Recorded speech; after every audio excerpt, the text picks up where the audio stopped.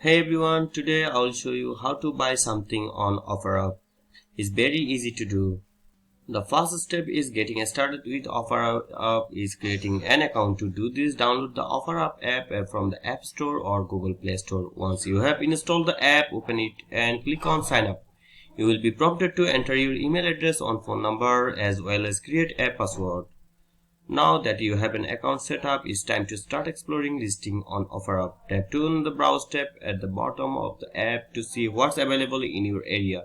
You can browse by category or search for specific items using keywords.